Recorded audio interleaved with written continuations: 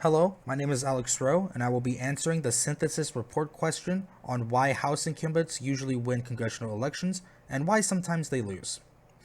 What is the most basic definition of an incumbent, though? An incumbent in terms of politics is someone who is currently holding office. Usually, this term comes up during election time when somebody who is already within office decides to run again in the hopes of a re election. Anybody else who is running within the same election against an incumbent is known as a challenger. This is simply because they are challenging the incumbent within the election. But what does all this have to do with the tendency for incumbents to usually win congressional districts, however? Within the text, The Politics of Congressional Election, written by Gary C. Jacobson and Jamie L. Carson, they explain a term that is called the incumbency factor, where they explain that and I quote, the emergence of a more candidate-centered electoral process helped one class of congressional candidates to prosper, the incumbent of office holders, from Jacobson and Carson, page 61.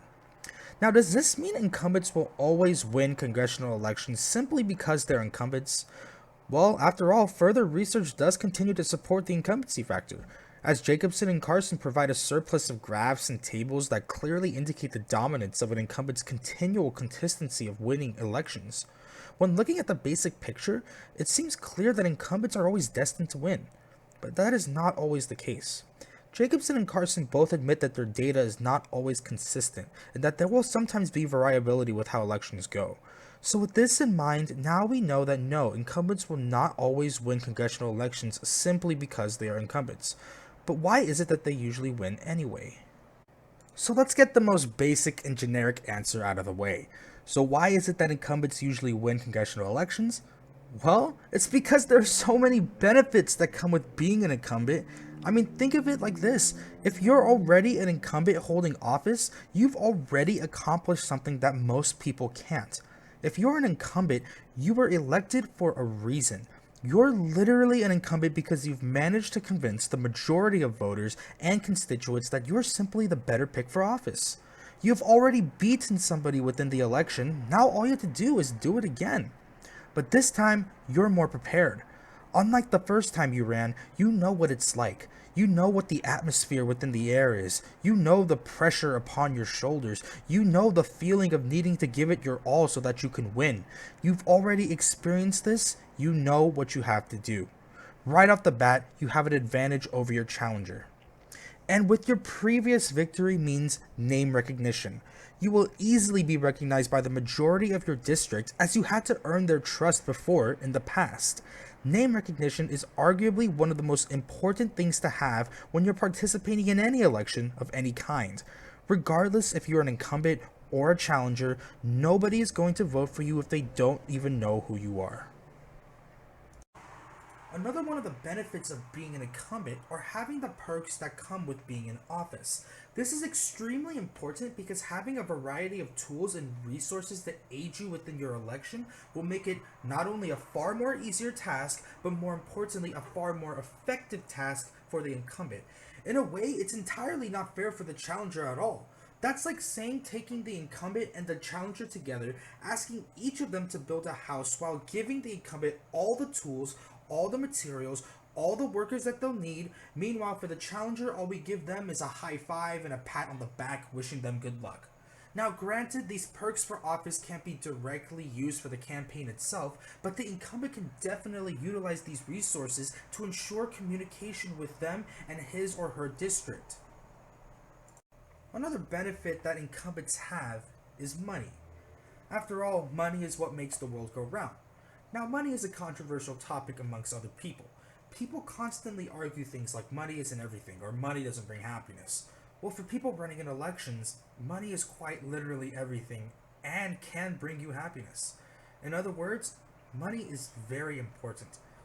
Challengers who don't have a lot of money tend not to win elections, but challengers who do have a lot of money and do spend a lot in elections typically have a better shot at winning elections than they would if they didn't spend as much.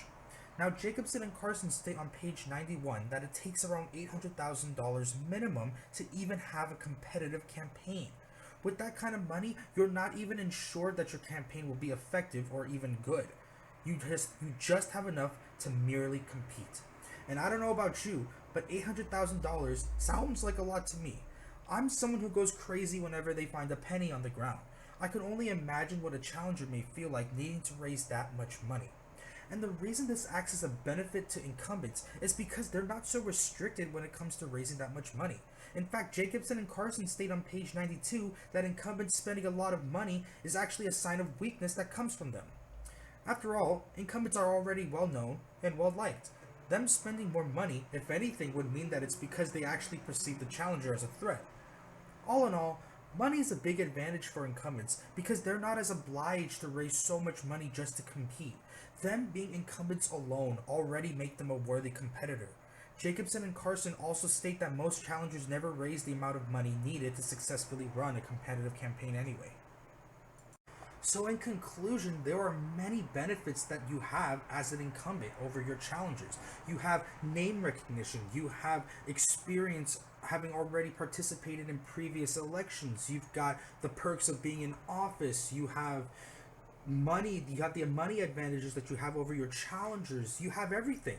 And like I said before, if you've won a previous election and you're an incumbent, that's probably because you've rightfully earned your constituents' trust. They saw you as a good fit to run their district. They voted for you for a reason. But that doesn't necessarily answer our question. After all, what was the previous question? The question was why House incumbents typically find success in congressional elections. Does this matter? Yes, it actually does, because Jacobson and Carson make it clear within Chapter 3 that there is a clear difference when it comes to the election results from incumbents running for Senate as opposed to those running for House. That is where most of their variability in their data come from. So, now we know what the benefits are that come with being an incumbent.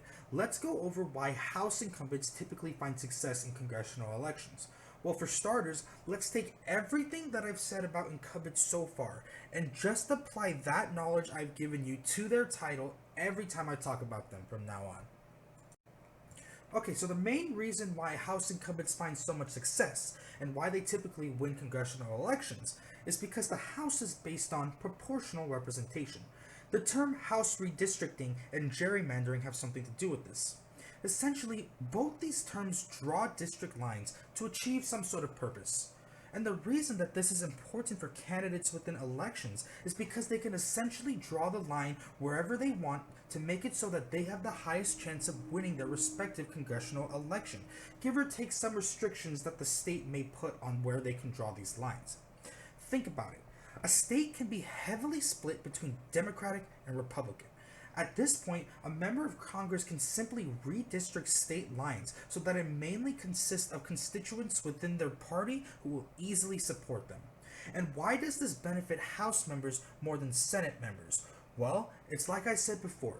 The House is based on proportional representation, whereas the Senate is based on equal representation. Senators literally represent their entire state, while House members represent their district within their state. There are simply more opportunities to win with redistricting for the House because the Senate is restricted in how many people represent their state. Remember that every state has 2 senators, but every state has a different amount of House members. The Senate will benefit the states with small populations, whereas the House benefits the states with large populations. The bigger the population, the bigger the diversity in party preference. This is why candidates redistrict lines, to ensure that they themselves have a better chance of winning their congressional election. And on top of that, the incumbents still have all the benefits that I previously mentioned on top of all that. That combined with redistricting makes the incumbent of a congressional district for the House extremely hard to defeat. Now that we know why incumbents usually win congressional districts, we still don't know why it is that they sometimes lose. Well, this is the only way I can think of it. Nothing is set in stone. Nobody in this world gets to play God and know the ending of every outcome.